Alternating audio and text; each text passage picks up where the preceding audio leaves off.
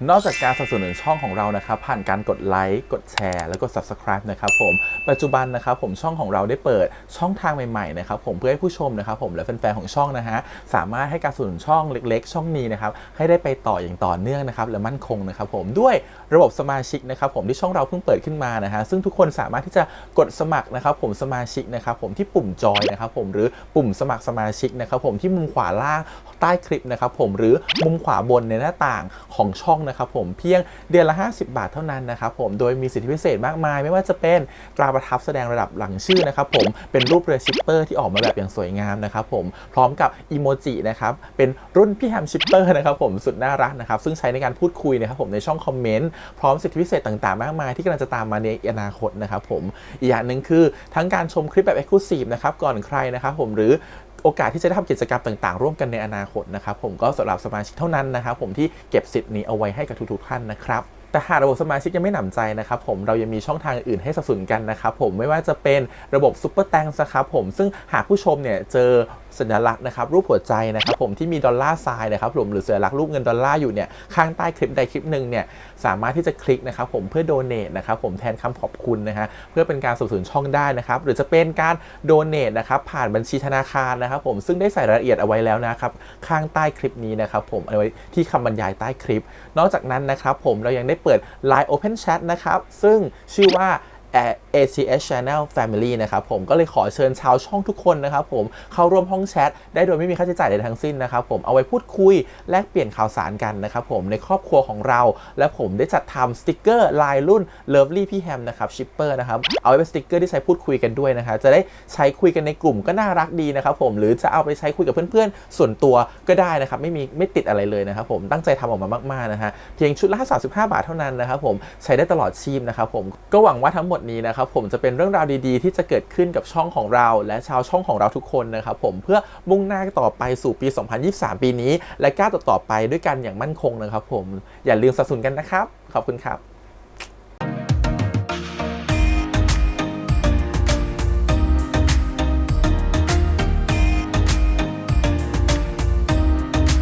สวัสดีครับยินดีต้อนรับสู่ช่อง ATS Channel นะครับกับพบกันการ reaction ครับผมวันนี้กับพี่แฮมนะครับกับการทำซีรีส์เรื่องวาระซ่อนเร้นนะครับผมตอนจบแล้วนะครับ EP นี้นะ EP ที่12นะครับผมเราเดินทางถึงตอนสุดท้ายแล้วดูสิว่าเรื่องราวนะครับผมของโซ่กับโจ๊กจะเป็นยังไงนะฮะจริงๆตอนนี้เขารักกันแล้วแหละทุกอย่างมันผ่านไปได้ด้วยดีหมดแล้วนะครับเหลือแต่เรื่องครอบครัวและเหลือแต่เรื่องที่สุดท้ายแล้วว่าครอบครัว2คนจะรับรู้กันแบบไหนยอมรับความรักครั้งนี้ไหมแล้วเรื่องราว2คนจะเป็นยังไงนะครับผมเดี๋ยวไปดูกันกับวาระซ่อนเร้นที่เซนด้า EP จบนะครับผมก่อนอื่นเลยขอบคุณทาง GMTV ที่อนุญาตทำ reaction ได้นะครับไปดูกันเลยครับผมกับวาระซ่อนเร้นที่เซนด้า EP 12ครับตอนจบไปเลยผู้ชนะเลิศของเราในวันนี้ได้แก่ มหาวิทยาลัยบัณฑิตอภิวัตรค่ะมึงเสียใจเรื่องรางวัลใหญ่ใช่ปะแล้วทำไมมึงอยากได้รางวัลนี้ขนาดนั้นวะ พี่โยธินเป็นลูกศิษย์ที่แม่กูรักมากตั้งแต่เล็กจนโตกูไม่เคยได้ยินว่าแม่ภูมิใจในตัวกูเลยเว้ยวันนี้โซ่เก่งมากเลยนะแม่ภูมิใจในตัวโซ่นะ มึงยังมีกูอยู่ข้างๆนะเว้ยอย่าลืมดิเป็นพาร์ทที่ของมึงเสมอนะกระต่ายหนุ่มในวัยที่จะต้องใกล้ออกไปใช้ชีวิตของตัวเองเขาพยายามจะเรียนรู้เอาตัวรอดอ่านหนังสือและฝึกทุกทักษะเพื่อรอให้ถึงวันที่เขาต้องเข้าแข่งขันเพื่อพิสูจน์สิ่งที่เขาพยายามมาทั้งหมดและแล้วก็มาถึงวันของการเอาตัวรอดในป่าศักดิ์สิทธิ์ที่เต็มไปด้วยอันตรายและถ้าหากผ่านบททดสอบครั้งนี้ไปได้จนรอดปลอดภัยออกมากระต่ายตัวนั้นจะถือว่าเป็นกระต่ายที่ดูแลตัวเองได้สมบูรณ์และแล้วการแข่งขันก็เริ่มต้นขึ้นกระต่ายหนุ่มเดินเข้าไปตามทางของป่าตามความมั่นใจที่ตัวเองได้เตรียมมาหากแต่ยิ่งเดินลึกเข้าไปความรู้สึกของกระต่ายหนุ่มก็เริ่มเปลี่ยนไปเขาเริ่มตั้งคำถามของตัวเองว่าสิ่งที่เขาทำมาทั้งหมดมันเสียเวลาเพราะสุดท้ายแล้วเขาไม่สามารถหาวิธีออกจากป่าศักดิ์สิทธิ์นี้ไปได้เลยพิธีกรรมดังกล่าวได้จบลงพร้อมกับความพ่ายแพ้กระต่ายหนุ่มออกไปพบกับพ่อและแม่ของตนไม่ได้และเขาไม่ใช่กระต่ายที่สมบูรณ์แบบตามที่เขาอยากจะเป็นสุดท้ายแล้วเรื่องราวของกระต่ายหนุ่มก็เลือนหายไปในที่สุด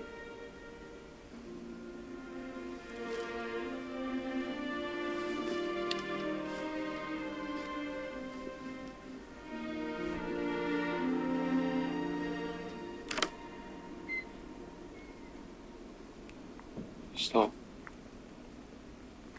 มาลงเสียงเหรอ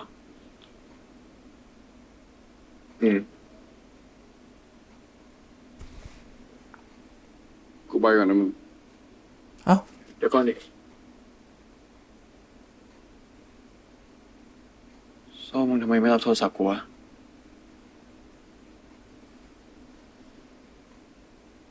มึงก็รู้อะช่วงนี้กูยุ่งกับเรื่องพ่อป่วยอะ ยังน้อยวันละ1 นาทีได้ปะ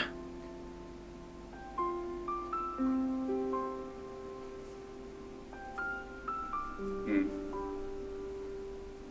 ได้ดิ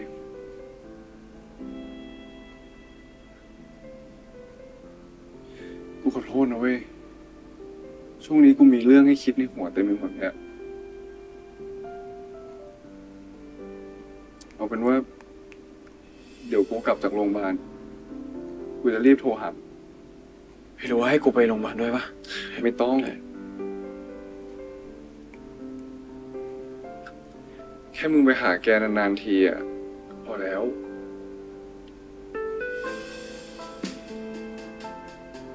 กูต้องไปแล้วนะเว้ย เดี๋ยวกูไม่ทัน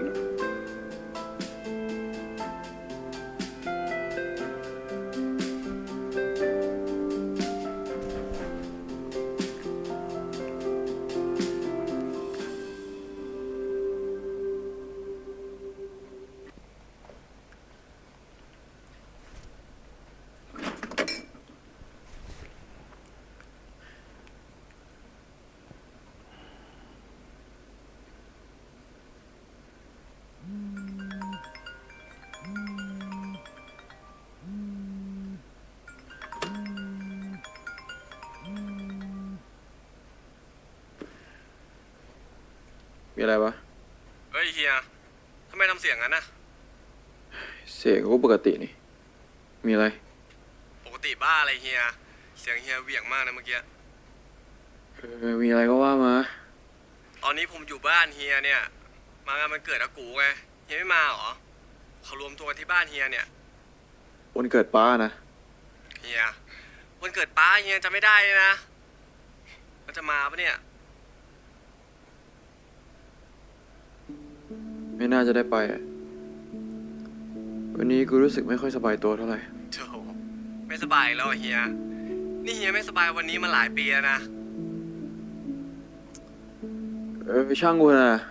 ไม่มีกูก็จัดงานวันเกิดได้ปะแค่นี้แหละ กูจะพักผ่อน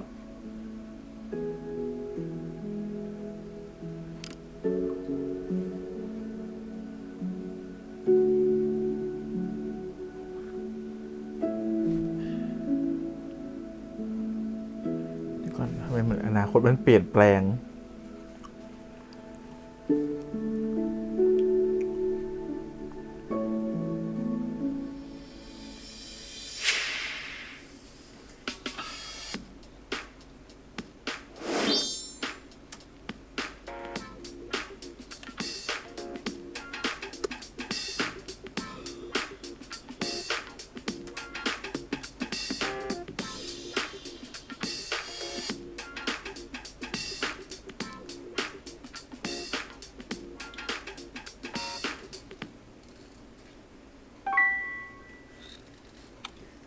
เฮ้ย เฮ้ยสอบอีกแล้ว มา มา มาป้ามาครับ อยู่ไหนกันน่ะป้าป้ามาป้า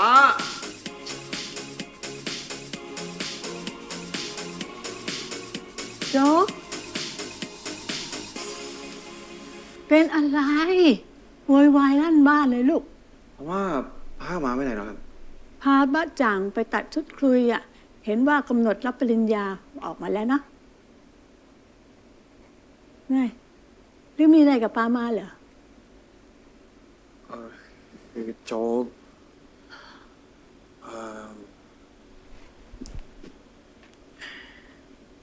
โจ๊กติดมหาลัยแล้วนะ จริงเหรอโจ๊กจริงเหรอลูกจริงเหรอโอ้ยต้องโทรบอกป้ามานะต้องดีใจมากแน่ๆเลย โจ๊กว่าไม่ดีกว่า อ่ะ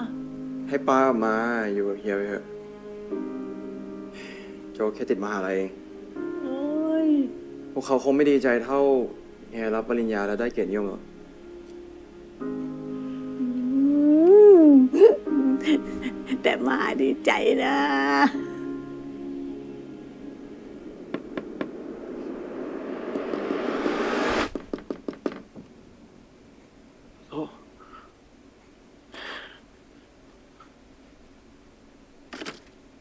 โซ่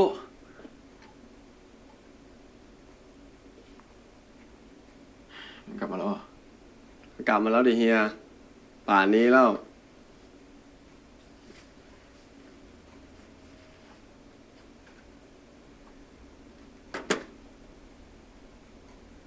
กูบอกแล้วไง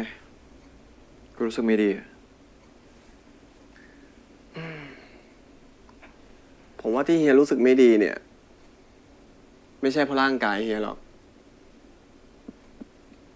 แต่เป็นใจเฮียมากกว่า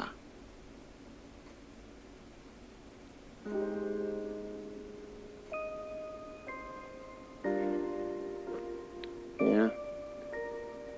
อะไรมันก็อาจจะเปลี่ยนไปแล้วก็ได้นะเฮีย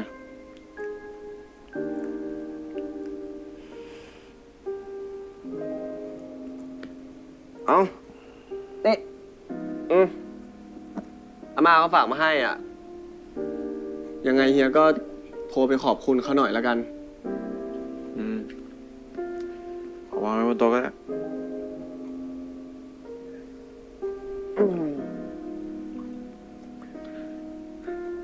เฮีย เห็นไอ้ปกบอกว่า พ่อพี่โซ่เขาอาการสุดเลยเหรอ เป็นไงบ้างวะเฮีย กูไม่รู้แล้วว่ะ ช่วงนี้โซ่เขาไปเฝ้าคุณพ่อที่โรงพยาบาลนะแทบไม่ได้คุยกันเลย แล้วกูก็ไม่กล้าโทรไปหาเขาด้วย ผมว่านะเฮียแวะเวียนเข้าไปหาพี่โซ่เขาบ้างก็ดีนะ ถึงเฮียกับพี่โซ่จะไม่ค่อยมีเวลาได้คุยกันนะแต่ผมว่าเขาก็อยากให้เฮียไปอยู่ข้างๆเขานะ โตวะ เฮียลองคิดเอาเองแล้วกัน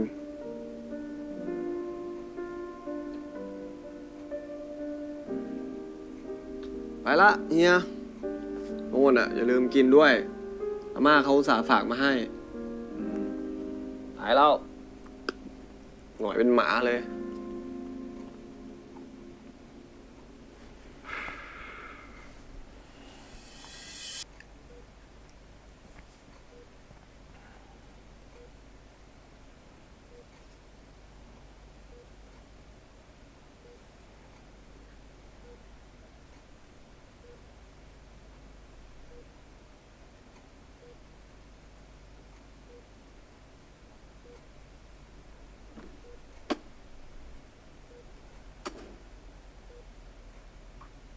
แม่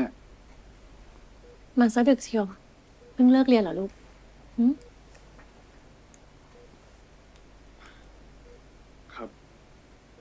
แล้วนี่พ่อเป็นไงบ้างอะแม่ ปลอดภัยแล้วโซ่พ่อเพิ่งออกจาก ICU แต่ว่าหมอเขาให้ดูอาการอีกนิดนึง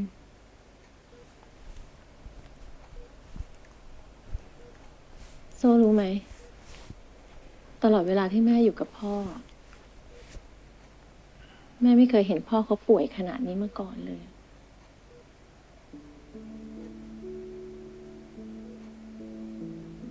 สิ่งที่แม่เป็นทุกข์ที่สุดในตอนนี้ ก็คือการเห็นพ่อเขาอยู่ในสภาพแบบนี้ คนที่คอยดูแลแม่กับโซ่ คนที่เป็นเสาหลักของครอบครัวอย่างเขาเนี่ยนะแม่ไม่เชื่อ ไม่เชื่อว่าเขาจะอยู่ในสภาพแบบนี้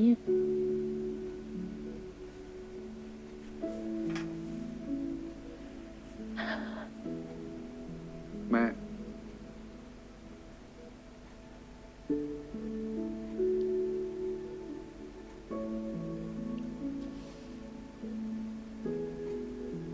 หาอะไรกินกันไหมอะโซ่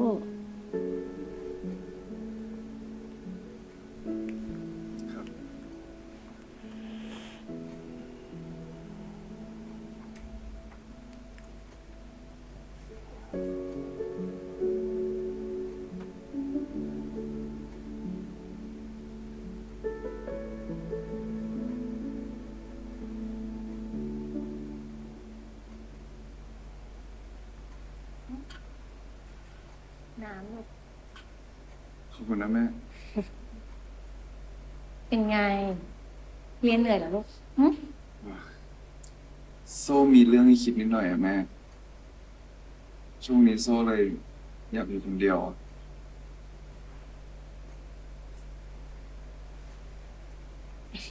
กินน้ำก่อน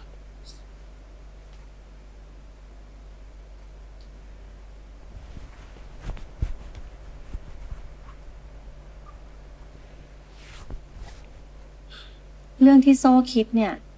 เกี่ยวกับแม่ไหม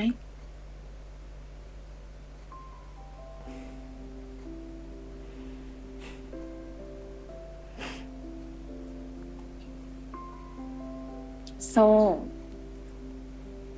เรามีกันอยู่แค่3 คนนะลูก แม่ไม่อยากให้ใครสักคนในครอบครัวของเรามีความทุกข์อีกแล้วนะลูก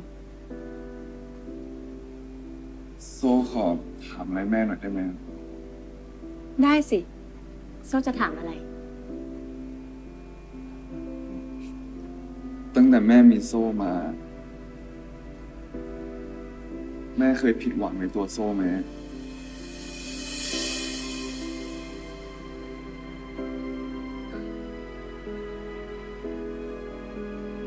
ทำไมถึงถามอย่างนั้นนะโซ่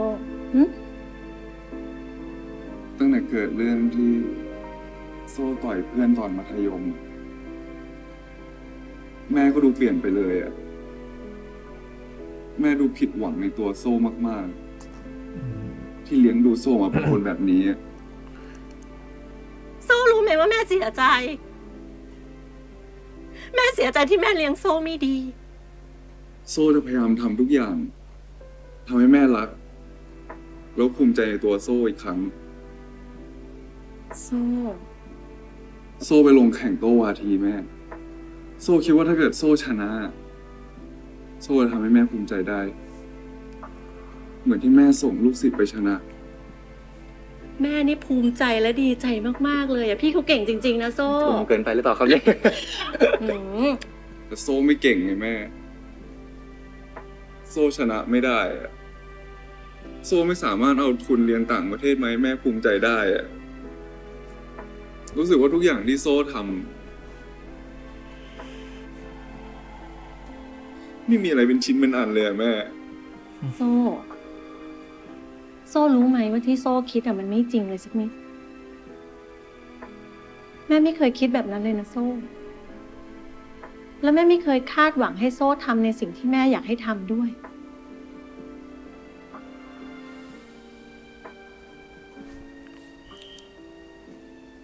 ตอนนี้โซ่หลงทางอะแม่ ไม่รู้เลยว่าต้องไปทางไหนอะ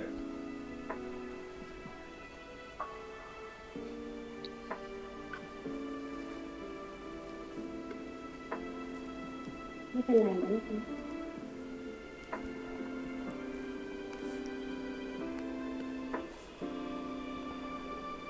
ไม่เป็นไรนะโซ่ บางทีเนาะแค่โมเมนต์บางโมเมนต์ของชีวิตมันก็เปลี่ยนทุกอย่างไปตลอดกาลเนาะ ที่ทำให้โซ่คิดแบบนี้อะ ใช้ความเข้าใจผิดเล็กๆน้อยๆอะไรอย่างเงี้ย ไม่เป็นไรนะลูกนะ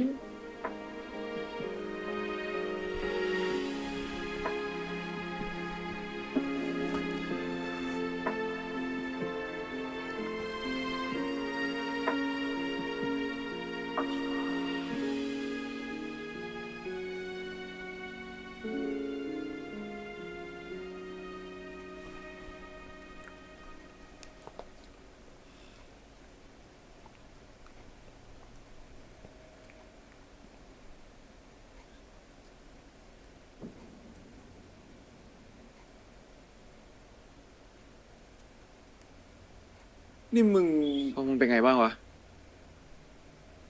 มาได้ไงเนี่ย กูไม่อยากอยู่ห่างจากมึงไปมากกว่านี้แล้ววะ กลับไปครับ ทำไมวะโซ่กูอยากอยู่กับมึงที่นี่ไง กูไม่อยากโฟกัสผิดเรื่องอีกแล้วอะที่ผ่านมากูรู้สึกว่ากูโฟกัสเรื่องบ้าบออะไรไม่รู้อะจนกูลืมเรื่องที่สำคัญที่สุดนั่นก็คือพ่อแม่กู นี่มึงคิดกับกูเหมือนที่มึงคิดกับแม่มึงปะเนี่ย มึงหมายความว่าไงอะ มึงอยากทำให้คนอื่นภูมิใจในตัวมึง แต่พอมึงทำไม่ได้ มึงก็โทษตัวเอง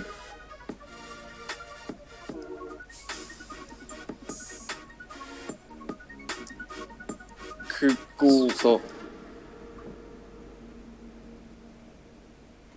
บอกอะไรให้ยันด้วยมึงคือมึง มึงจะได้ทุนหรือไม่ได้ทุน มึงจะประสบความสำเร็จหรือว่าล้มเหลว สุดท้ายมันก็คือมึงนะเว้ย มึงมีคุณค่าในตัวเองนะเว้ย มึงอย่าลืมดิมึงเป็นพระอาทิตย์นะเว้ย มึงมีแสงสว่างในตัวเองเสมอ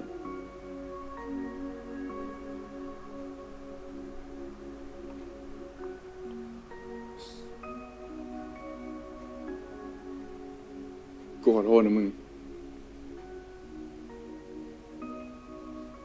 แต่กูขออยู่กับพ่อแม่ก่อนนะ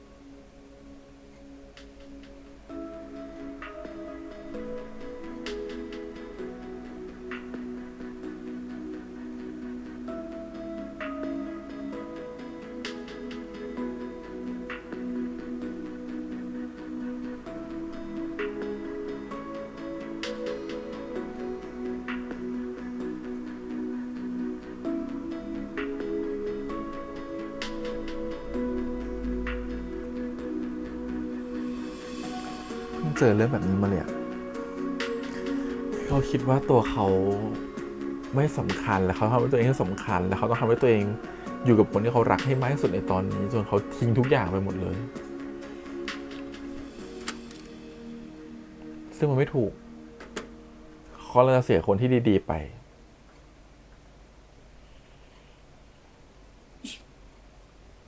โซ แม่ เกิดอะไรขึ้นระหว่างโซกับโจ๊กหรือเปล่า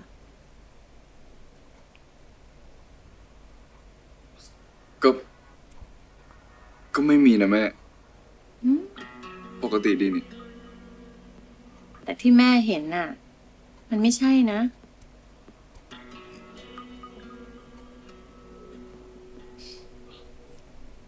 โซ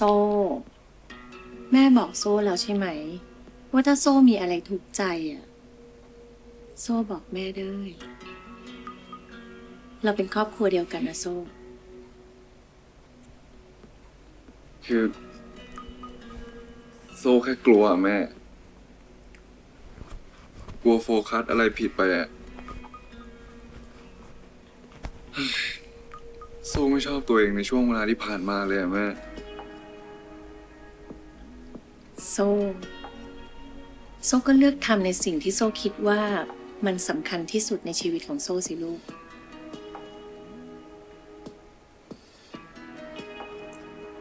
แม่รู้นะ ว่าโซ่รู้สึกผิดหวังในตัวเอง จนทำให้รู้สึกว่ากลัว แล้วโซ่ก็จะทำกับโจ๊กเหมือนที่ทำกับแม่ โดยที่ไม่ถามอะไรโจ๊ก โซ่ที่ผ่านมา แม่ว่ามันไม่ได้สูญเปล่าอะไรเลยนะลูก อืม ลองคิดดูดีๆ ว่าเราได้เรียนรู้อะไรบ้าง แล้วเราได้อะไรกลับมาบ้าง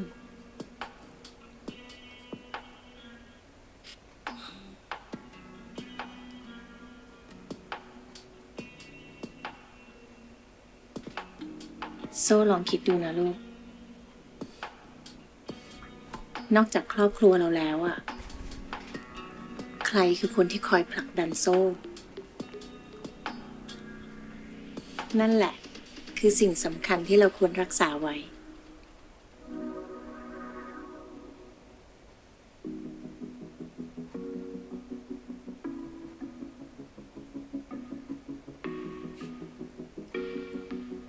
สิ่งสำคัญ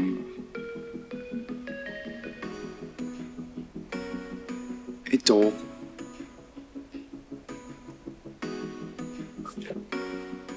หยกผมมานะ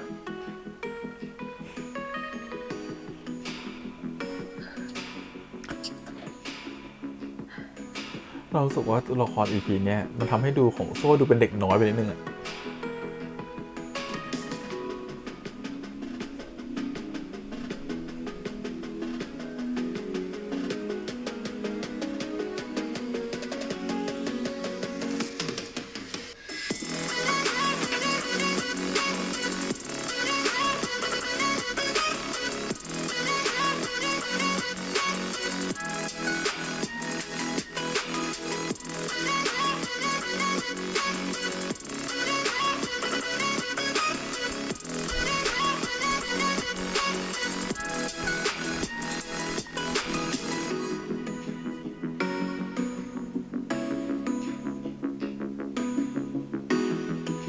โซ่ทำไมมึงถึงยังไม่ แหมฉันก็ยังไม่กลับบ้านเนาะเนี่ยถ้าเป็นคนอื่นอะกลับไปแล้วเนี่ย ขอบคุณนะมึง ขอบคุณสำหรับทุกอย่างที่ผ่านมาเลยนะ หรือคิดทุกอย่างได้โทเธอโชคดีมากนะที่เจอแม่แบบนี้ฮะถ้าเจอแม่เป็นคนที่ไม่ค่อยพูดเรื่องพวกนี้กับลูกหรือไม่ค่อยมานั่งคุยกับลูกเรื่องแบบนี้นะคือแบบจบ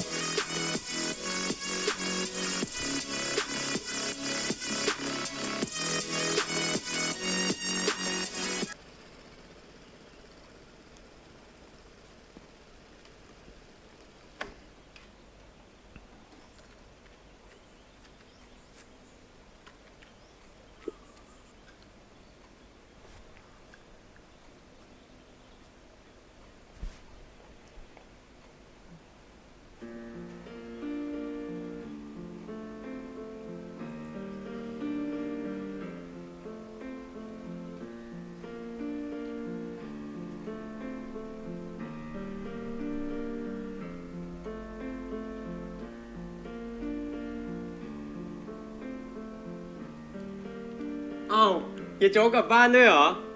เฮียโจ๊กกลับบ้านแบบนี้ฝนตกหนักชัวร์เลยอย่างนี้ผมต้องรีบเก็บผ้าแล้วมั้ง อาโจ๊กกลับมาด้วยเหรอลูก ครับว่าครับเมื่อวานปวดหัวนิดหน่อยก็เลยไม่ได้กลับมาครับ อยู่กินข้าวด้วยกันหน่อยนะ อาหารเพียบเลย อยู่กินข้าวด้วยกันก่อนสิลูก นานๆจะกลับมาสักที อยู่กินข้าวก่อนนะ นานๆลูกจะกลับมาที่นี่ ไม่ดีกว่าครับมาดีผมเพิ่งนึกขึ้นได้ว่าผมมีนัดกับเพื่อนต่อครับ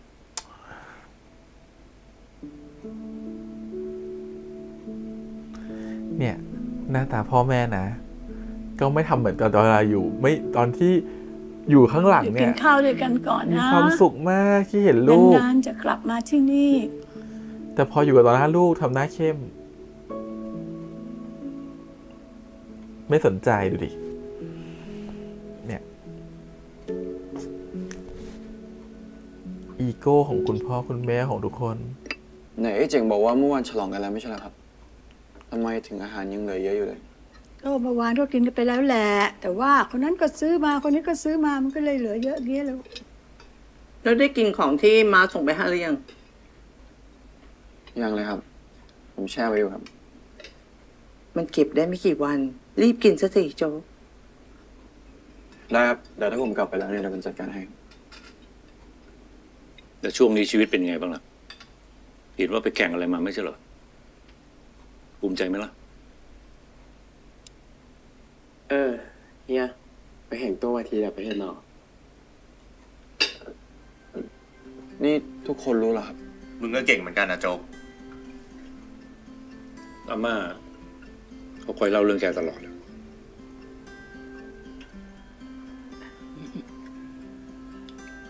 แค่ทีมชนะครับ ไม่ได้มีอะไรมาก ก็เก่งมากแล้วนะลูก เห็นอาม่าเล่าให้ฟังว่าเพื่อนสนิทของโจ๊กคนหนึ่งอะทำให้ได้เข้ามาแข่ง เขาเป็นใครกันเหรอ ชวนมากินข้าวที่บ้านเราบ้างก็ได้นะ ไม่ดีกว่าครับ ผมคิดว่าเขาช่วง ตัว นี้ เอ น่าง จะมี ปฏิเสธครอบครัวเหมือนกันแหละ ก็ดีนะ ที่หัดทำอะไรเป็นผู้เป็นคนบ้างอะ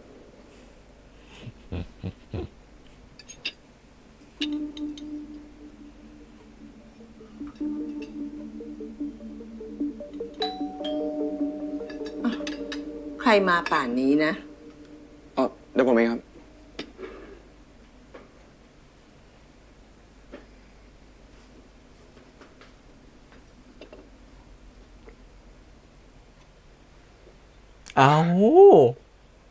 เอาสิ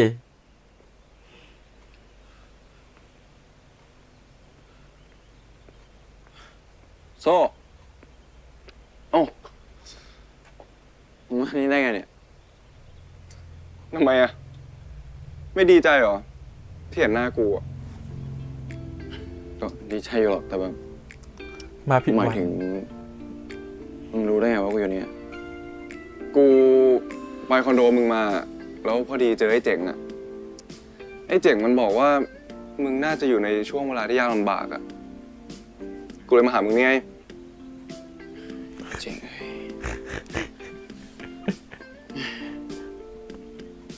แล้วมึงอะเป็นไงบ้าง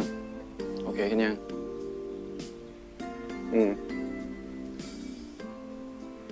แต่ก่อนที่จะพูดอะไรอะจะไม่ชวนกูเข้าบ้านมึงหน่อยเหรอ อยู่ครอบครัวเลย ตอน จ้ะ นี้พวกกูอยู่ทำบ้านเลยนะเว้ย โอเคใช่ปะ ไม่เป็นไร กูโอเคอยู่แล้ว มึงโอเค งั้ ปะ นเดี๋ยวเราเข้าบ้านอะไรปะ มึงโอเคหรือเปล่า กูโอเค มาได้เจอครอบครัวเขาละ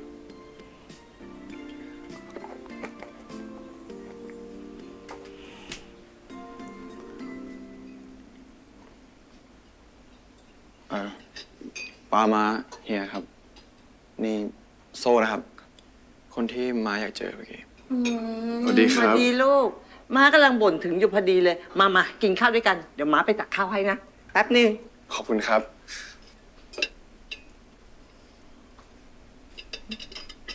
อาม่าชอบ คนนี้อาม่าเริ่มเลย นั่งเลยลูกนั่งเลย พ่อแม่ก็น่าจะรู้แหละว่าเป็นแบบแฟนลูก อ่ะ มาแล้วลูก คนที่ลูกชอบ ข้าวแค่นี้ก่อนนะลูกนะครับ ทานเยอะๆนะคะ เพราะอาม่าของเราหมดแล้วแหละ ผมรบกวนอะไรตรงไหนหรือเปล่าครับ ไม่เลยลูกตามสบายเลย ว่าแต่ว่ามาถึงที่นี่ได้ไงอ่ะ อ๋อ พอดีผมไปที่คอนโดโจ๊กอะครับ แล้วเจอเจ๋งพอดี เจ๋งก็เลยบอกว่าโจ๊กอยู่ที่นี่ครับ อ๋อ เจ้าเจ๋งนี่เองทานลูก ครับผม เห็นอาม่าเล่าให้ฟังว่าโซเรียนหนังสือเก่งหรอกโตกว่าที่เขาเก่ง ที่ไปชนะมาใช่ไหม ครับ แล้วไอ้โจ๊กอะตอนเรียนที่มหาวิทยาลัยอะมันเกเรปะมันเคยทำอะไรให้โซ่ไม่สบายใจไหมถ้ามันทำอะไรไม่ดี โซ่เล่ามาเลยนะ ไม่ต้องเกรงใจมัน ไม่ต้องปกป้องมันด้วย เพราะมันก็ไม่ทำอะไรไปชิ้นไม่นานอยู่แล้ว พ่อ ที่ผ่านมามันก็ แต่ละ ทำตัว คำของ เรื่อยเปื่อย พ่อเนี่ย ไม่ได้เอาอะไรสักอย่าง ไม่เหมือนวันที่ไปเชียร์ ให้ อั มัน พ เรียน ลูก อะไร เลย มันก็ไม่เอา โซ่อยากเล่าอะไรเล่ามาเลยนะ ทุกอย่างตามไม่โกรธหรอก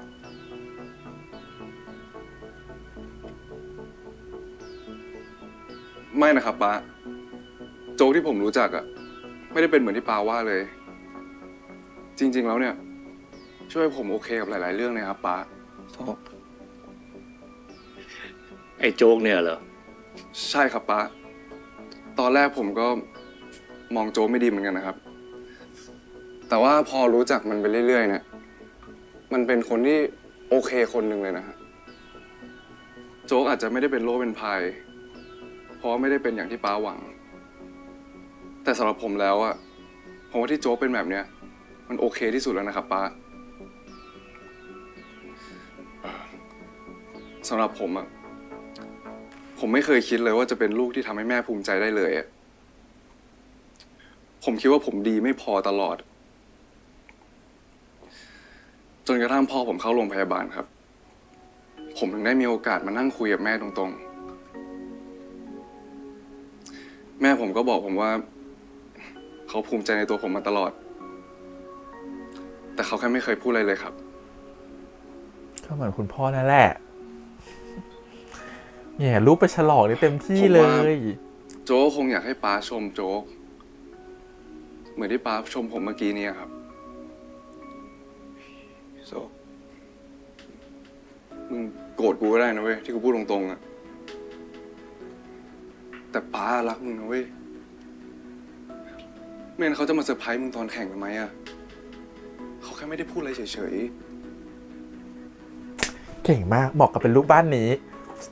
เธออ่านเกมออก ๆขอ ลูก โทษ เขา นะ อ่า คน รับ ไม่ ป้า ออก ที่ต้องพูดตรงๆพ่อผมเพิ่งออกจาก ICU อะเวลามันมีค่ามากๆเลยนะครับป้า อืม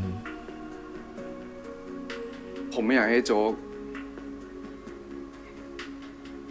เจอเรื่องราวเหมือนผมมาตลอดชีวิตอะครับป้าเข้าใจผมใช่ไหมครับ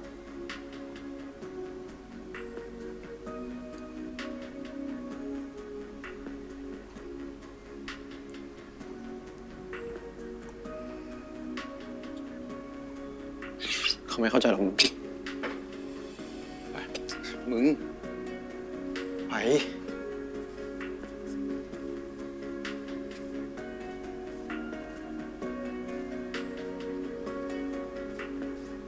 โจ๊ก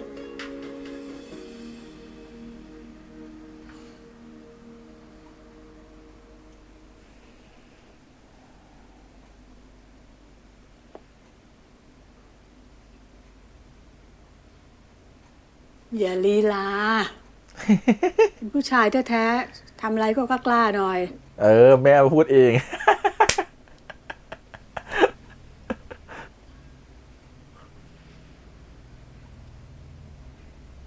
โจ๊กขอป้าก่อนหน่อยได้ไหม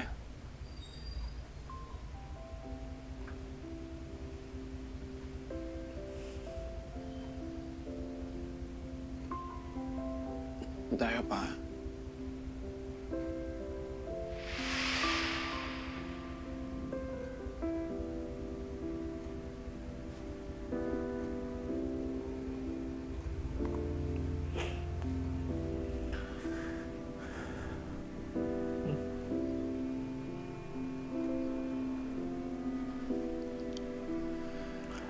ถือว่าโซ่เป็นคนเซนส์ดีนะ ป้าไม่รู้ว่าจะพูดอะไรนะ แต่โจ๊กคิดว่าป้าไม่รักโจ๊ก โจ๊กกำลังเข้าใจผิด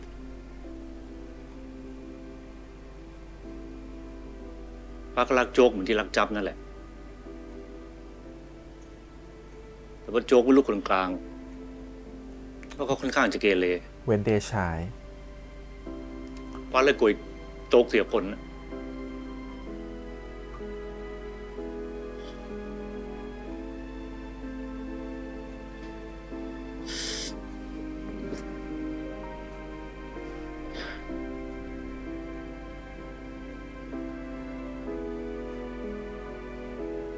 ผมเป็นตัวแทนโต้ที่มหาลัยเลยนะป้า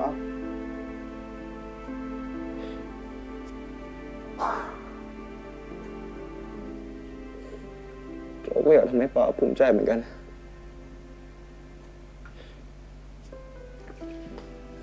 โจ๊ก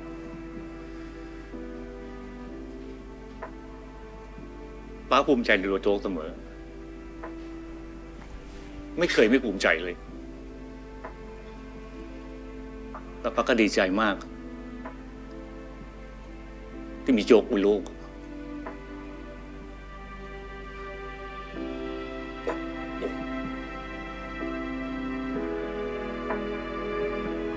ยังไงทุกคนน่ะ เราว่าทุกคนก็อยากเป็นเด็กน้อยในมุมกับพ่อแม่เสมอแหละ เด็กที่เก่งที่พ่อแม่ให้คำชม เด็กที่เก่งที่พ่อแม่เคยให้รางวัลเวลาเราสอบได้ กินข้าวลูก อยากให้พ่อแม่ภูมิใจ ทานข้าว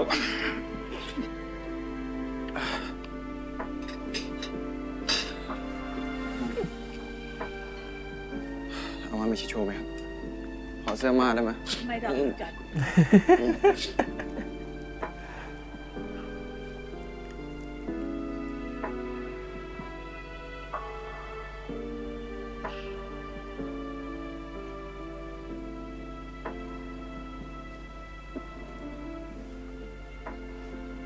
ขอบคุณนะมึง ที่ทำให้กูสบายใจตอนอยู่บ้าน อืม กูฟังเรื่องจากเจ๋งมาหมดแล้วอะกูยังไม่ได้ทำอะไรนะเว้ยมึง กูแค่อยู่กับมึง เหมือนที่มึงอยู่กับกูไง จ้ะ แค่นั้นเอง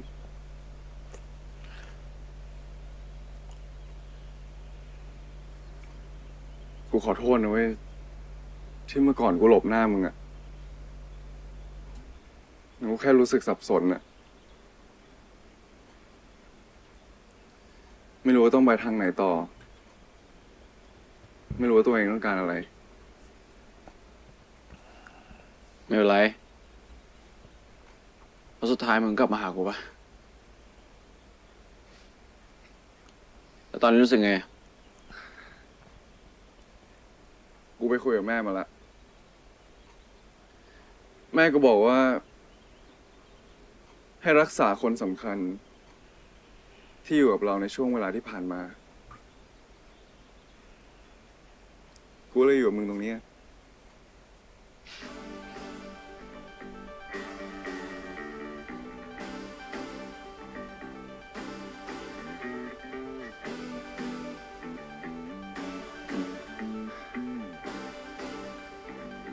กูรักมึงนะ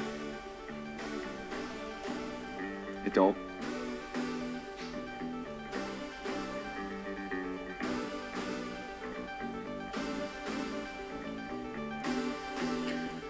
กูรักมึงเหมือนกันนะไอโซ่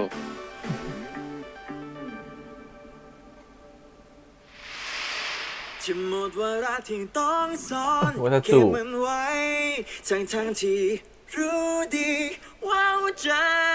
ข้างในมันอยากจะร้องเป็นทำนองให้เธอได้ยินว่าฉันรักเธอแค่ไหน ขอบคุณนะ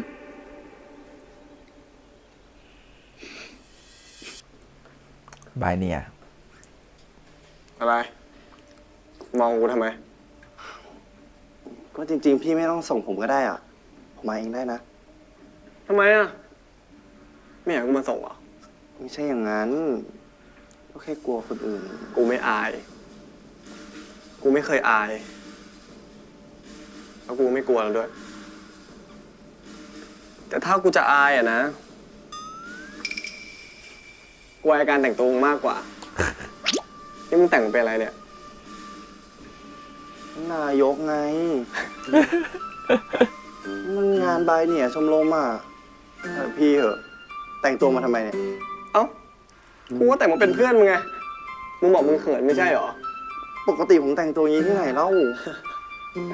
เอานะ กูก็ไม่ได้ว่าอะไรซะหน่อย น่ารักดีออกไปได้แล้ว คนอื่นเขาน่าจะมาถึงกันหมดแล้วนะตก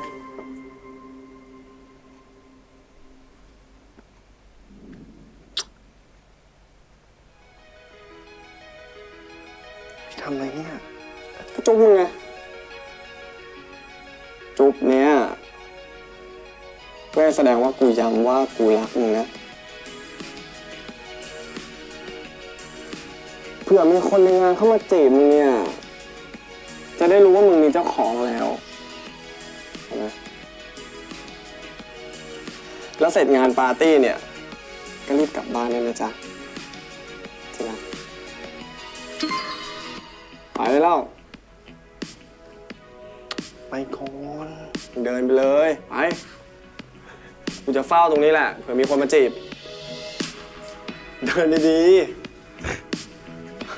ชอบการใส่ชุดเชฟมาเป็นเพื่อน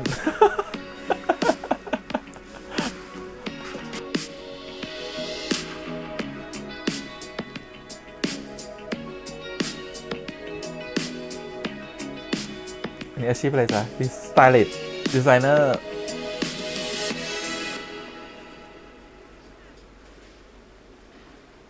สวัสดีครับคุณประธานบริษัท ออกประธานบริษัท วันนี้หล่อนะมึง ก็ปกตินะเตรียมอาชีพในฝัน ใส่อะไรก็ได้ แต่ก็ปฏิเสธความหล่อของกูไม่ได้นะ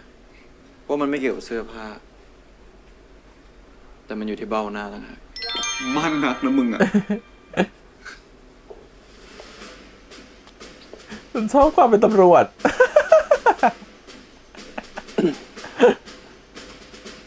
สวัสดีครับคุณสีตาง โอ้โหไอ้ปกเล่นใหญ่ตรงวะ ผมปกชัดครับ เป็นนายก ช่วยให้เกียรติผมนิดหนึ่งครับ ได้สิครับ คุณไอ้ปก โอ้ย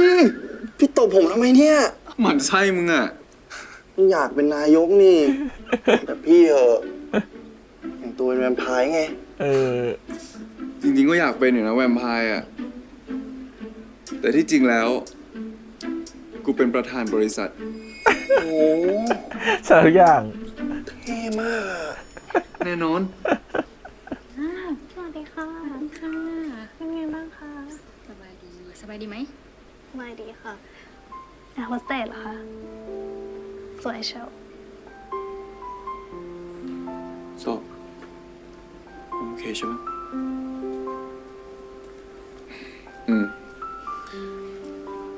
กูโอเค กูแค่อยากจะไปยินดีกับนิตาเรื่องทุนอะ มึงจะไม่ กูโอเค ไม่เป็นไรหรอกมึงก็แค่อยากยินดีกับนิตาเรื่องทุนเฉยๆอะ โอเคจริงครับเปล่า แค่นั้นเองเดี๋ยวมา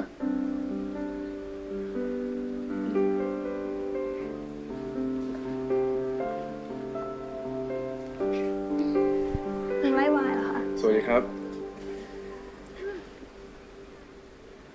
นิตา พอดีเรามีเรื่องจะคุยด้วยนิดหน่อยอะ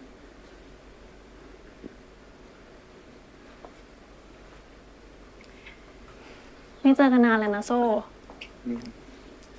นั่นดิ ไม่ได้คุยกันนานเลย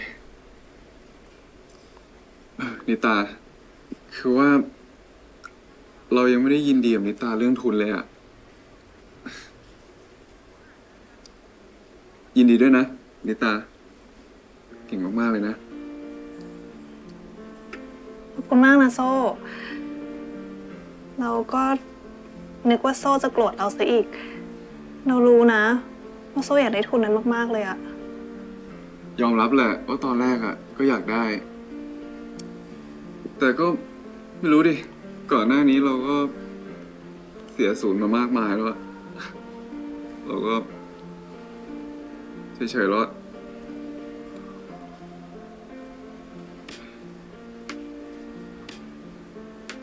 ไม่ต้องคิดมาก เราไม่ได้เป็นไร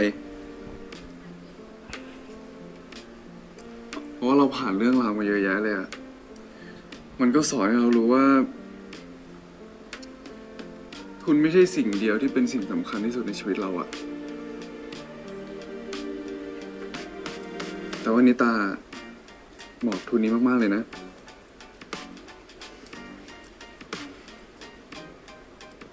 ขอบคุณมากๆเลยนะโซ่ ถ้าไม่ได้เป็นเพราะโซ่อะเราก็ไม่ได้ทุนนี้หรอก ขอบคุณจริงๆนะ ไม่เป็นไร งั้นเราขอตัวก่อนนะไปเจอกัน เจอนะ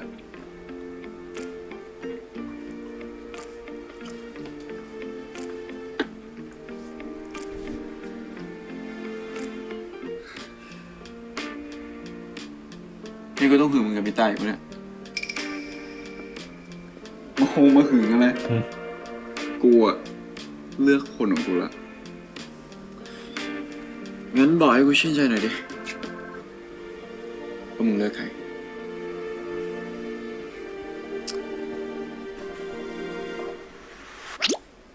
ก็ไอ้คนที่กูบีบแจ้มอ้นอยู่นี่ไง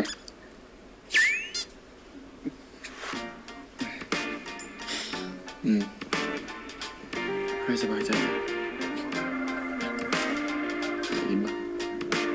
เอาดิ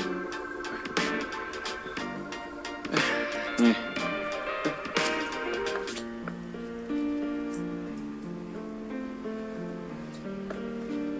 สวัสดีชมรมโต้วาทีนะครับ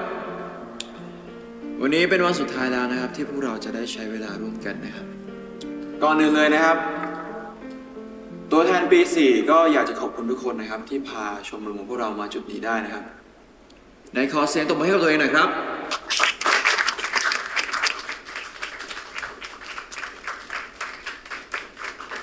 ครับผมแล้วก็ในโอกาสสุดท้ายนี้นะครับ ผมอยากจะร้องเพลงหนึ่งให้กับทุกคนนะครับ เพื่อฉลองช่วงเวลาพิเศษที่พวกเราใช้ด้วยกันในมหาวิทยาลัย แล้วก็สำหรับคนพิเศษของผมด้วยนะครับ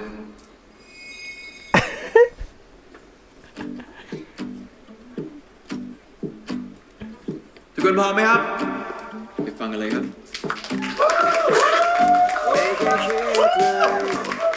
นนี้ได้เจอกับเธอที่ทำให้ใจต้องหวั่นไหว มาแล้วจังหวะนี้มาแล้วจังหวะนี้ครับน้องๆน้องๆดูพี่ช็อตนี้พวกเขียว6 คิวเข้าไปแล้วครับน้องๆแต่งตัวเหมือนกล้วยหอมจอมซนเลยค่ะ ไม่ใช่นะป้าบ10 คิว10 คิวแล้วโดเนทมาเลยครับทุกคนโดเนทมาเลยนะครับผมที่ช่องน้องแพทนะครับผม ช่องน้องแพท เชี่ยกูสอบบรรจุติดแล้วเนี่ยเชี่ย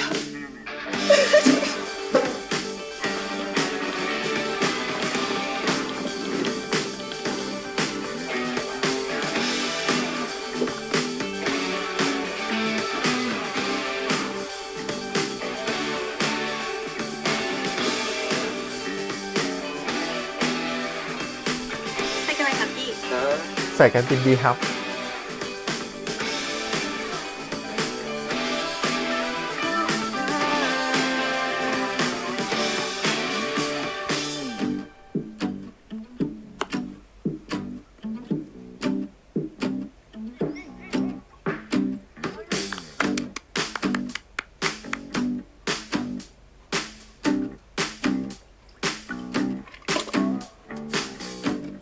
นี่ครับ เขาจะได้เจอกันไหมพี่เวฟเนี่ย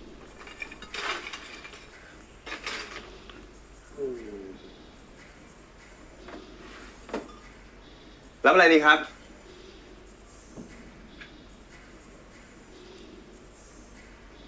เอาเหมือนเดิมแก้วหนึ่งได้ไหมครับ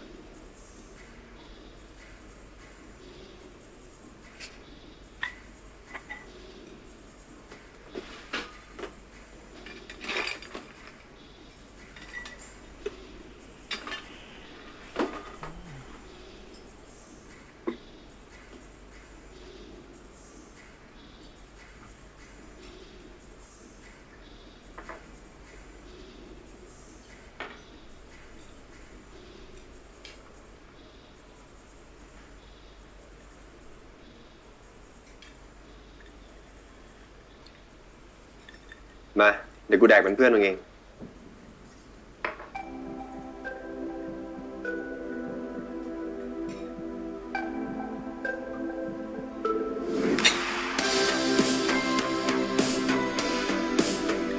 แจกเป็นเพื่อนนะไม่ได้แจกเป็นแฟนเดี๋ยวคิดเยอะ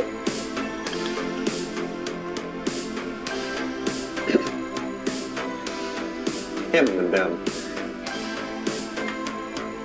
อ่อนเหมือนเดิมเลยนะมึงอ่ะ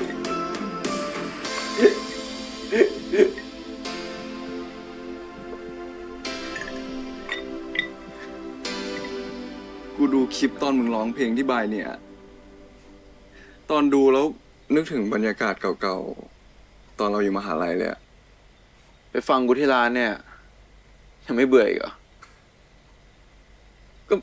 ไม่เบื่อนะ ไม่มีวันเบื่อด้วย มึงจำได้ปะว่ามึงเสียจูบแรกให้กูที่เนี่ย มึงพูดเรื่องอะไรเนี่ย จำไม่ได้เหรอ ก็จำได้ มึงจะพูดเรื่องนี้ขึ้นมาอีกทำไม ก็ตอนที่มึงจูบกูตอนนั้นน่ะ มึงยังไม่มั่นใจในตัวกู แล้วก็ยังไม่มั่นใจในความสัมพันธ์ของเราสองคนด้วย กูเลยอยากให้มึงแก้ตัว แค่ตัวอะไรวะ จูบใหม่ กูอยากให้มึงจูบกูอีกครั้ง จูบแบบเต็มใจ มึงจะเอาอย่างนี้ใช่ปะ น่ารักดีเนาะ นะครับนะครั้งเดียวได้ไหมได้ไหมครับ หน้าตาเราเนี่ยนะมันก็ทะลินนะหน้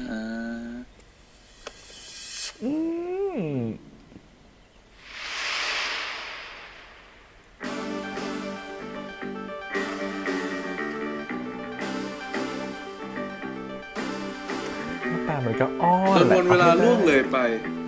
กระต่ายหนุ่มได้เรียนรู้ว่า สิ่งที่เขามองหาอาจไม่ใช่สิ่งที่สำคัญที่สุดอีกแล้ว เพราะสิ่งที่สำคัญที่สุดซึ่งอาจจะซ่อนเร้นอยู่ จะปรากฏตัวออกมาเมื่อถึงเวลาที่เหมาะสม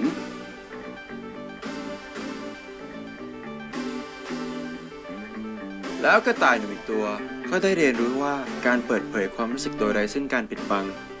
ก็ย่อมดีกว่าการหลบซ่อนมันเอาไว้เพราะในท้ายที่สุดแล้วไม่ว่าผลจะเป็นยังไงอย่างน้อยเราก็ได้ทำในสิ่งที่เราอยากทำต่อคนที่เรารักไปแล้วเวลามันผ่านไปไวเหมือนกันเนาะเหมือนเราเพิ่งมาถึงที่นี่ไม่นานนี่ เรานี่ก็ผ่านอะไรมาด้วยกันเยอะอยู่เนาะ มันเกินฝันกูไปเยอะเหมือนกันนะรู้ปะที่กูได้มาอยู่กับมึงที่นี่มึงอะความฝันของมึงเป็นไงบ้าง ตอนเนี้ยฝันกูมันเล็กลงกว่าที่คิดไว้เยอะเลยว่ะ ฝันมึงคืออะไรวะ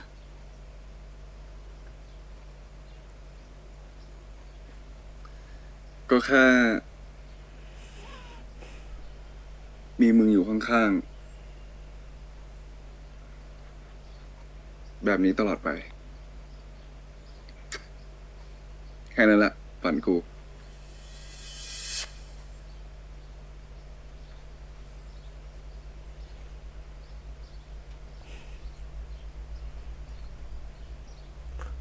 ฝันให้ จะหมดวาระที่ ฝันให้ ต้อง ไกลไปให้ถึง ซ่อนเก็บมันไว้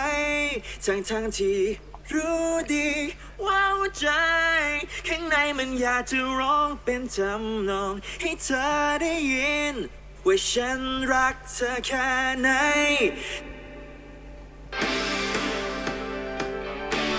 ถ้าเธอมีใจก็ช่วยฉันที่ได้ไหมช่วยมาเขียนที่หัวใจแบบเอาไว้นะคนดีอย่าให้ฉันต้องเพ้อถึงเธอครั้งเดียว จบแล้วแฮปปี้นะครับ ไม่ค่อยมั่นใจไอ้ที่ฉันเป็นมันดูไม่ดีสำหรับใครบ้างไหมถ้าไม่ว่าอะไรช่วยบอกกันทีจะทำให้เธอหรือใครต้องเหนื่อยใจไม่ได้อยากเป็นคนแบบนี้ลำบากหัวใจทุกที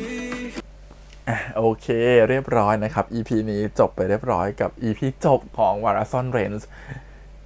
ก็ทุกอย่างแฮปปี้เอนดิ้งเนาะสองคนก็คือได้ผ่านบทพิสูจน์หรือบททดสอบสุดท้ายนะครับเกี่ยวกับเรื่องความรักในตัวเองและความรักที่เกิดจากครอบครัวนะฮะคือตอนแรกเนี่ยเขาก็รักในตัวเองแหละแต่ความรักตัวเองของเขามันยังไปไม่สุดนะครับคนเราบางทีชอบรู้ว่าเรารักตัวเองเนาะแต่เราลืมปลดล็อกปมบางปมในวัยเด็กปมบางปมที่มันอยู่กับเรามานะครับผมซึ่งส่วนใหญ่ปมส่วนใหญ่ในชีวิตของคนเราครับจะเกิดจากครอบครัวจะเกิดจากคนที่เรารักจะเกิดจากอะไรต่างๆที่เกิดขึ้นในวัยเด็กส่วนมันจะเป็นปมที่มันติดตัวเรามาแล้วบางคนก็คือเติบโตขึ้นมาถ้าใครที่เคยแก้ปมเหล่านี้แล้วโดยที่ไม่รู้ตัวหรือทั้งที่รู้ตัวและไม่รู้ตัวครับส่วนใหญ่จะเข้าใจว่า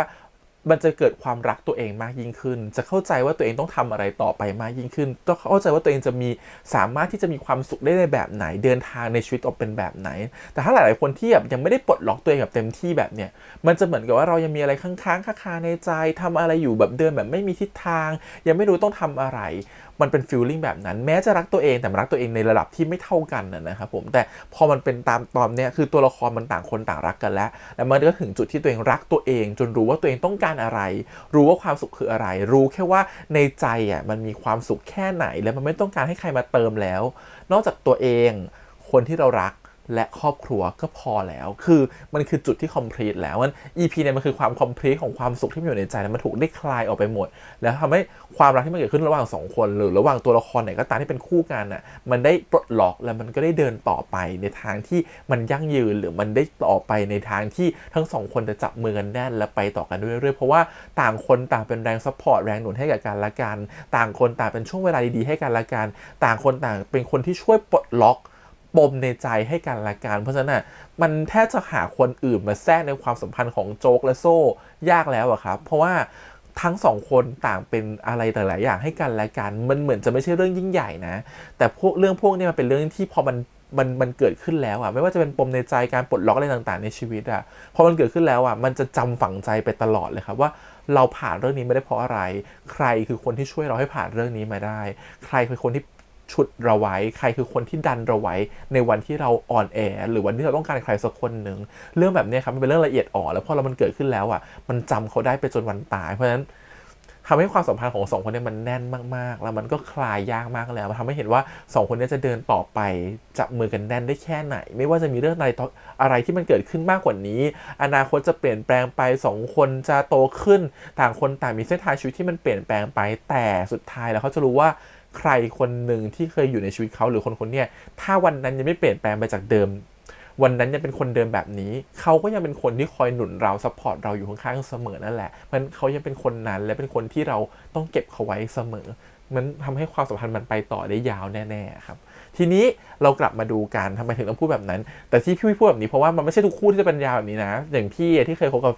คนรักมาเนี่ยเราก็ผ่านอะไรมาแบบนี้คล้ายๆกันแล้วก็ผ่านช่วงเวลาที่ปลดล็อกปมต่างๆในชีวิตมันเหมือนกันและเราก็รักเขามา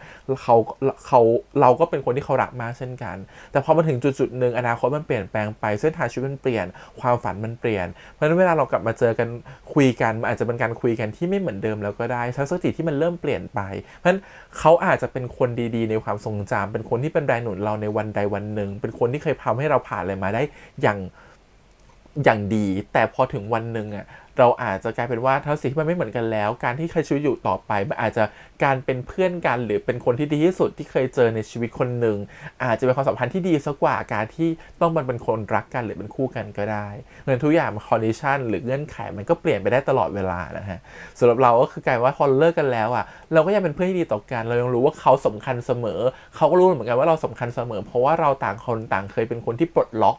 ปมในใจของกันและกันเพราะฉะนั้นสำหรับเราสึกถึงให้เลิกไปแล้วความสัมพันธ์ของความเป็นเพื่อนหรือความเป็นมิตรภาพอันดีหรือคนที่คอยหนุนด้วยกันมาคนที่คอยอยู่ข้างๆกันก็ยังเป็นคนแบบนั้นอยู่และยังเป็นเพื่อนที่ดีที่สุดเสมอนั้นสิ่งที่เราพูดคือไม่ว่าความสัมพันธ์ของโจ๊กและโซ่อนาคตจะได้คู่กันต่อไปหรือเปล่าแต่มันจะเป็นความสัมพันธ์ที่แนบแน่นแน่นอนด้วยความสัมพันธ์ที่ต่างคนต่างเคยซัพพอร์ตกันและกันและปลดล็อกกันและกั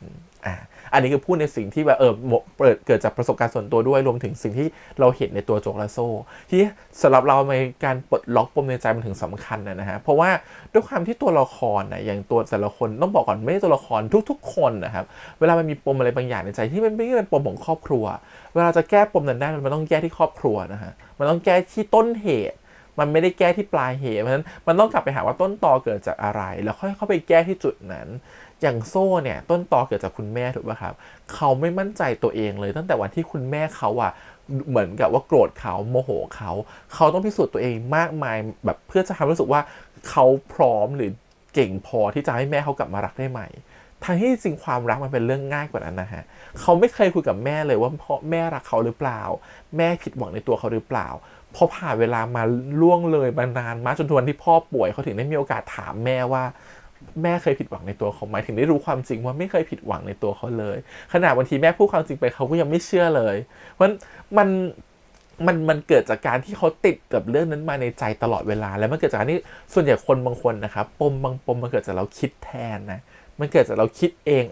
งมันเกิดจากเรามโนไปเองว่าเป็นแบบนั้นซึ่งมันก็เกิดกับตัวโซ่เหมือนกันว่าเขาคิดว่าเป็นแบบนั้นมันทำให้หลายคนต้องพิสูจน์ตัวเองทำหลายๆอย่างเพื่อให้รู้สึกว่าเรามีค่าพอเราจะบอกว่าทุกๆคนนะครับมันจะมีความเป็นเด็กอยู่เสมอแหละในสายตาพ่อแม่เช่นกันตัวเราเองก็ไม่รู้ตัวเหมือนกันว่าเราก็มีความเป็นเด็กในมุมหนึ่งเวลาอยู่กับพ่อแม่เหมือนกันเพราะฉะนั้น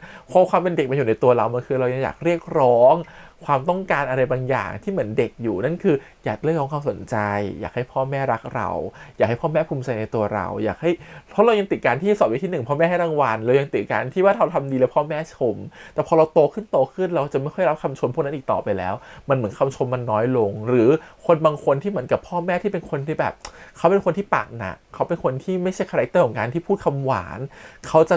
คำชมของเขาอาจจะเป็นคำด่าก็ได้คำชมของเขาอาจจะเป็นการที่เอาเราไปเปรียบเทียบกับคนอื่นก็ได้คำชมของเขาอาจจะเป็นแรงกดดันบางอย่างที่เขาใส่เรามาก็ได้คือบางครั้งมันเกิดจากความที่เขาคิดเองเหมือนกันต้องอย่าลืมนะพ่อแม่ก็เป็นมนุษย์เหมือนกันเขาไม่ได้เป็นคนที่เพอร์เฟกต์ในทุกๆเรื่องไม่ได้เป็นคนที่เก่งในเรื่องของการพัฒนาอารมณ์เรายังมีปัญหาเรื่องของการควบคุมอารมณ์เลยยังมีปัญหาเรื่องการใช้อารมณ์หรือการควบคุมความเป็นตัวเราเองเลยว่าวันไหนเราควรจะใช้อีโก้เราควรจะนิ่งเราควรจะพูดถูกปะมันเราก็เป็นแบบนั้นเหมือนกันต่อให้เราโตขึ้นไปอีกเราก็เป็นแบบแต่ละคนมีประสบการณ์ในการเรียนรู้ทักษะด้านอารมณ์ที่ไม่เท่ากันเหมือนที่เราเรียกว่า EQ เพราะฉะนั้น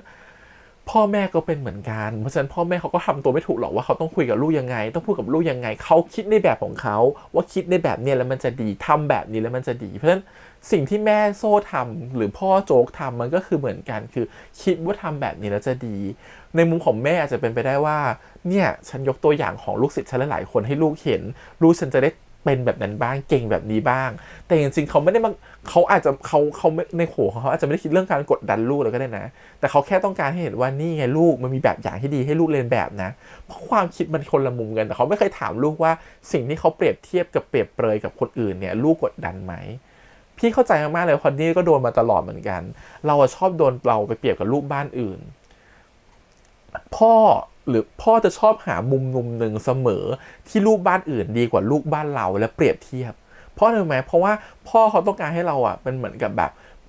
คือจริงๆลึกๆต้องการให้เราเป็นคนเพอร์เฟกต์ต้องการให้เราเพียบพร้อมทุกอย่างต้องการให้เราปลอดภัยทุกอย่างคนอื่นมีจะได้ไม่น้อยหน้าคนอื่นมีเราจะได้มีเหมือนกันคือความรู้สึกแบบนั้นเขาเป็นห่วงเขากลัวเราจะเอาตัวเองไปเปรียบกับคนอื่นแต่จริงๆมันคือการที่เราไม่ได้เปรียบกับใครเลยเขาต่างหากที่เปรียบคนอื่นแล้วเอาตัวเราไปเทียบเอาตัวเราไปวัดแล้วก็สร้างแรงกดดันให้เราโดยไม่รู้ตัวซึ่งหลายครั้งที่มันเคยเกิดแบบนี้ขึ้นจนพี่ได้พูดกับพ่อพี่ตรงๆนะว่าเนี่ยบางครั้งบางทีพ่อไม่ต้องเอาคนอื่นมากดดันลูกหรอกว่าลูกจะเก่งหรือไม่เก่งแค่ไหนเพราะบางครั้งลูกก็มีเรื่องให้ภูมิใจเยอะเหมือนกันพ่อภูมิใจในตัวลูกบ้างหรือเปล่าทำไมถึงดูเหมือนไม่ภูมิใจในตัวเราเลยถึงเอาตัวเราไปเปรียบกับคนอื่นพอเรารู้ความจริงคือเขาภูมิใจในตัวเรามากนะแต่เขาแค่รู้สึกว่าเขากลัวว่าเราไม่มีสิ่งนี้แต่คนอื่นเขามีเขากลัวว่าเราจะน้อยหน้าอยากให้เรามีบ้างกลัวว่าเราจะไปอิจฉาคนอื่นกลัวว่าเราจะรู้สึกว่าเราเป็นต่ำด้อยกว่าคนอื่นแต่เขาลืมถามลูกไปว่าลูกภูมิใจตัวเองแค่ไหนแล้วเขาก็ลืมบอกไปว่าเขาภูมิใจในตัวลูกแค่ไหนเหมือนกันในสิ่งที่ลูกสำเร็จพอเรารู้เราได้คุยกันมาถึงแล้วอ๋อนี่ไงมันเป็นแค่เรื่องนิดนึงเองที่เรานั่งคิดเองว่าทำไมพ่อไม่เคยภูมิใจในตัวเราเลยมันจะมีความคล้ายๆกับสิ่งที่โจ๊กคิดกับสิ่งที่โซ่คิดนิดนึงว่าเขาไม่เคยภูมิใจในตัวเราเลยเราเป็นลูกรักของเขาหรือเปล่านะทำไมเขาถึงชมแต่ลูกบ้านอื่นเพราะบางทีมันเหมือนคล้ายๆพ่อโจ๊กเลยคือกลัวลูกเหลิงกลัวลูกเลยเถิดกลัวลูกเหมือนกับว่าคิดว่าตัวเองเก่งเกินไปด้วยความที่อันนี้ก็ไม่ได้จะชมตัวเองนะครับแต่รู้สึกว่าด้วยความที่เราจะเป็นคนที่ติดเราเรียนที่1ตลอดเกียรตินิยมทำทุกอย่างโอ้โหติดแบบเก่งมาตลอดมันเหมือนกับพ่อกลัวว่าถ้าสมมติชมเราแล้วเราจะเหลิงเขาพยายามจะหาจุดด้อยที่เราไม่มีจากคนอื่นมาเทียบกับเรา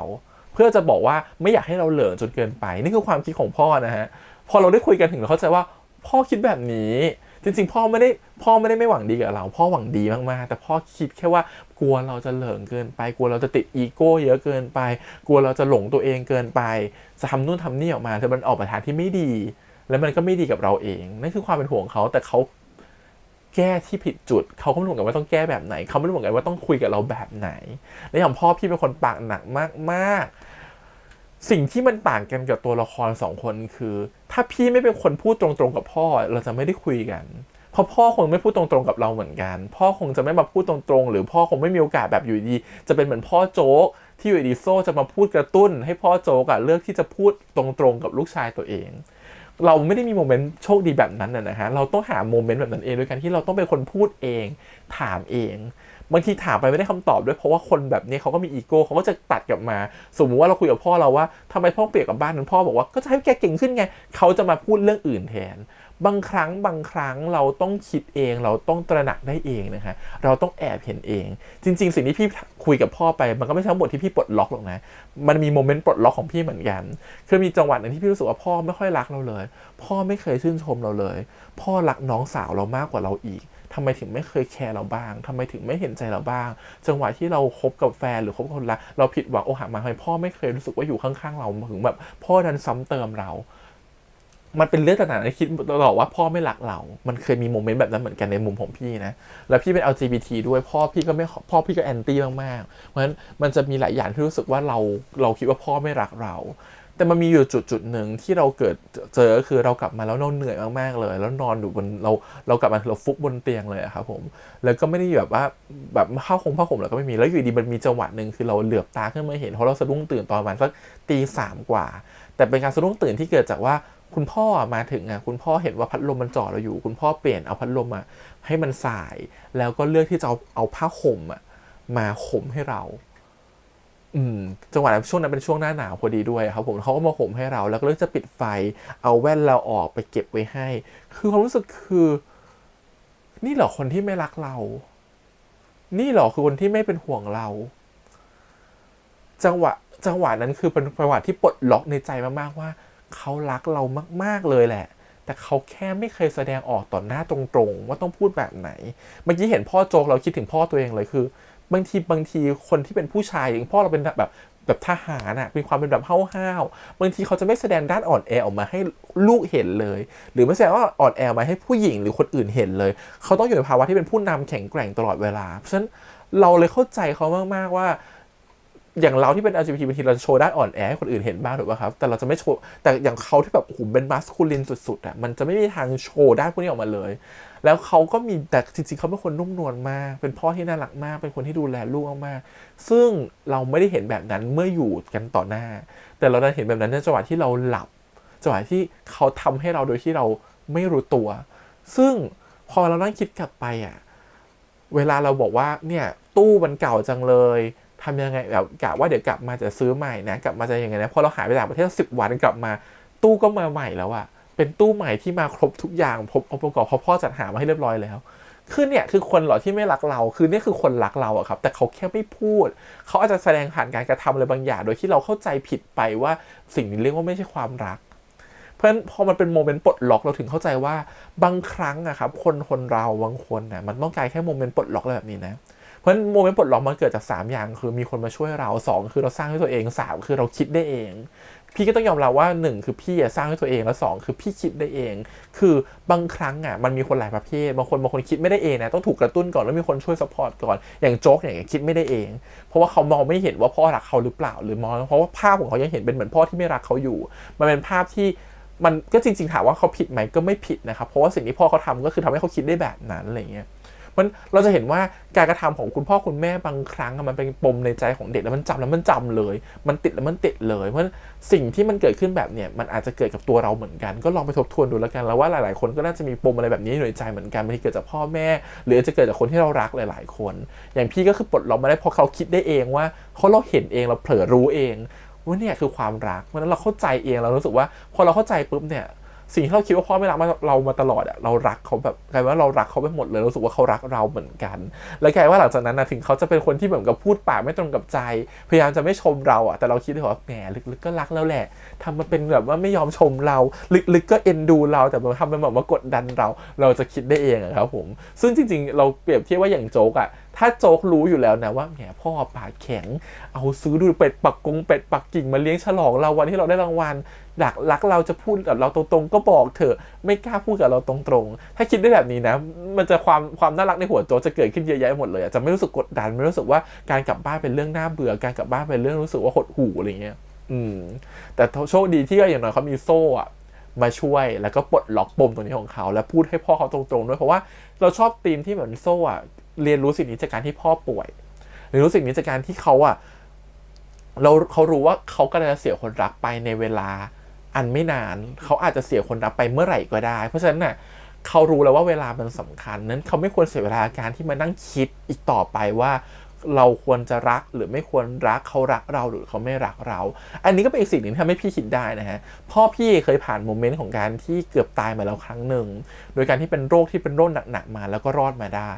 มันเป็นโมเมนต์หนึ่งของพี่เหมือนกันที่ทำให้คิดว่าเราไม่ควรมาเสียเวลาอีกแล้วกับความรู้สึกรักหรือไม่รักของใครสักคนหนึ่งเราไม่ควรมารีรออีกแล้วถ้าเรารู้สึกดีกับใครเราควรพูดออกไปเลยไม่ควรมาแบบว่าเก็บเอาไว้อ้อยอิงเอาไว้เพราะหลังจากนั้นที่ผ่านมาถึงพี่รักใครพี่จะจีบใครพี่ชอบใครเราพูดตรงๆเลยเราไม่มานั่งอ้อยอิงแล้วว่าเราจะแบบยังไงอย่างนี้อย่างนั้นจะจีบก่อนจะคุยแบบบางทีเราคุยไปตรงๆเลยว่าเรารักคุณเราชอบคุณถึงมันไม่สำเร็จเราไม่รู้หรอกแต่รู้สึกว่าเราอาจจะมีเวลาไม่นานเราจะไม่เจอกันทุกๆวันเราไม่เจอกันได้ตลอดเราอาจจะจากกันวันพรุ่งนี้ก็วันไหนก็ได้เพราะความรักคือรู้สึกว่าถ้าอยากพูดอะไรพูดไปเลยดีกว่ามันอาจจะเป็นเวลาสุดท้ายของกันและกันก็ได้เพราะว่าหลังจากนี้พี่จะไม่รู้สึกเสียดายเลยถ้าพูดแล้วพูดเลยบางครั้งอะครับมันอาจจะดูเป็นเรื่องไม่ดีนะแต่กลายว่าบางครั้งพี่อาจจะไม่รอเจอหน้าด้วยซ้ำอะพี่รอถ้าพี่รู้สึกว่าเป็นเรื่องสำคัญน่ะแล้วเรารู้สึกว่าจะไม่มีโอกาสได้เจอกันอีกแล้วอ่ะพี่เลือกที่จะพิมพ์หรือส่งเสียงไปบอกเขาเลยดีกว่าอย่างคนที่เราจีบล่าสุดเนี่ยรู้สึกว่ามันมีหลายๆอย่างที่เราอยากจะขอโทษเขามีหลายๆอย่างที่เราอยากจะพูดกับเขาพี่เลือกที่จะไม่รอเจอหน้ากันแล้วนะเพราะพี่ไม่รู้ว่าเราจะมีโอกาสได้เจอหน้ากันอีกหรือเปล่าเราไม่รู้ว่าเราได้เจอหน้าเขาอีกวันไหนพอเราหยุดคุยกันเราเลิกคุยกันต่างคนต่างเหมือนกับกลับไปมีโลกส่วนตัวของตัวเองต่างคนต่างเขาก็ปิดพื้นที่ไม่ให้พี่เข้าไปหาเขาอีกเลยไม่ให้พี่เข้าไปเจอเขาอีกเลยเพราะเราไม่รู้อีกแล้วว่าวันไหนถึงได้เจอกันอีกไม่รู้ว่าโลกจะปัดเรามาเจอกันอีกหรือเปล่าเราไม่รู้ว่าวันที่เราเจอกันมันจะอีกนานแค่ไหนหรือว่าจะมีวันนั้นอีกไหมเพราะฉะนั้นสิ่งที่เราทำตอนนี้คืออะไรที่มันคาใจเราอยู่อะไรที่เราอยากจะพูด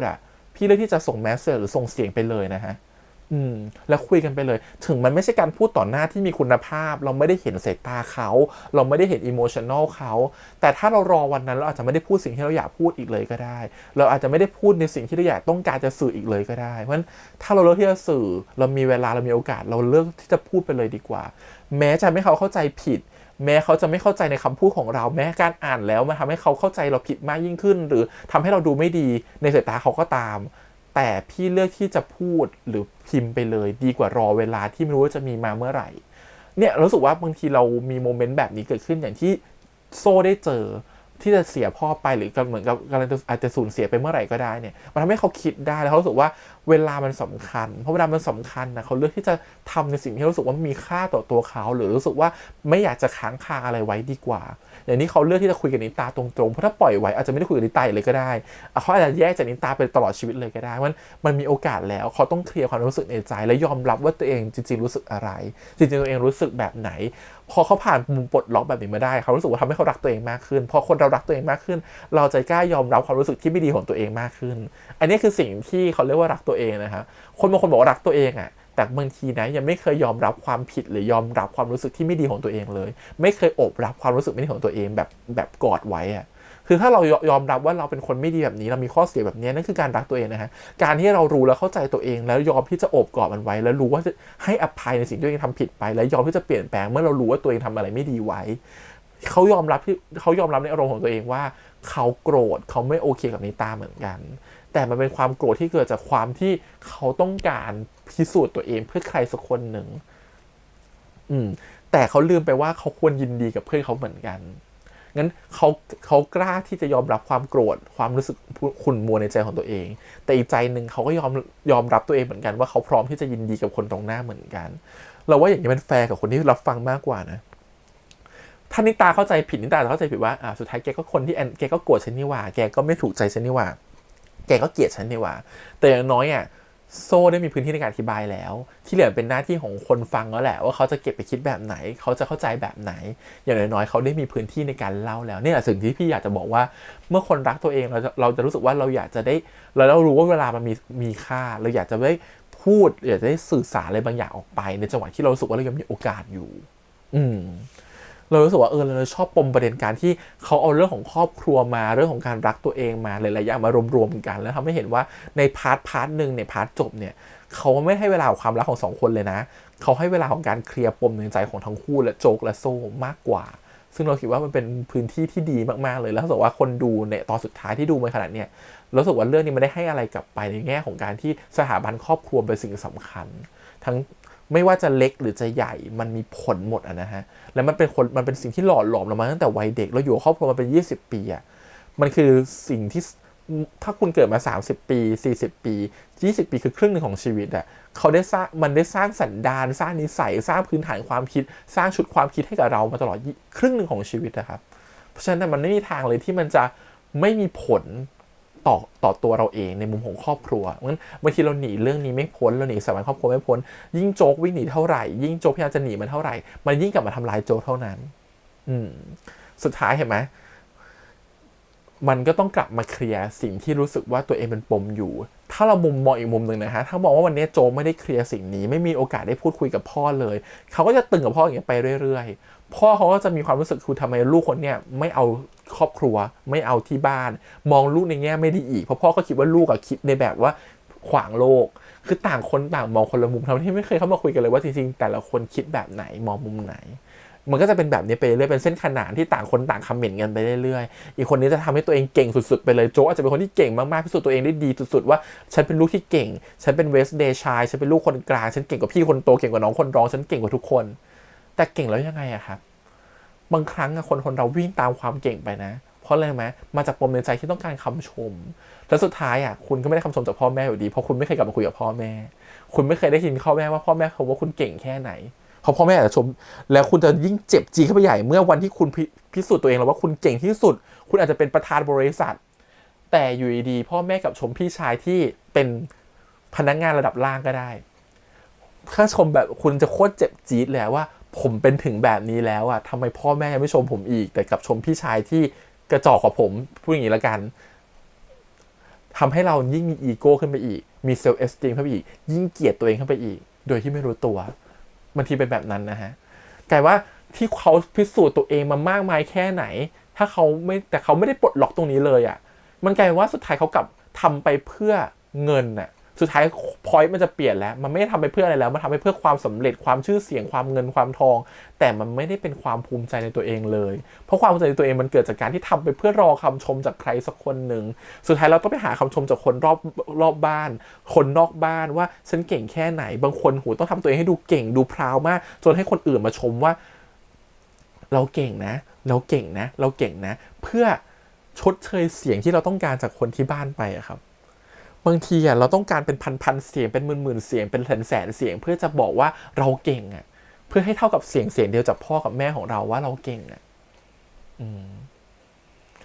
เพราะฉะนั้นความรู้สึกคือความสุขมันเลยยากขึ้นมันต้องวิ่งหาขึ้นมันต้องพยายามมากขึ้นทั้งที่จริงแล้วความสุขที่เราต้องการที่สุดเกิดจากแค่คำชมของใครสักคนหนึ่ง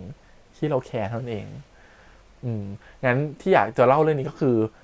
พี่ก็ผ่านเรื่องนี้มาแล้วตัวละครได้ผ่านเรื่องนี้มาแล้วถ้าใครเจอเรื่องนี้อยู่เราอยากให้ทุกคนผ่านเรื่องนี้ไปได้นะครับผมอยากให้ทุกคนกลับไปดูตัวเองอยากกลับไป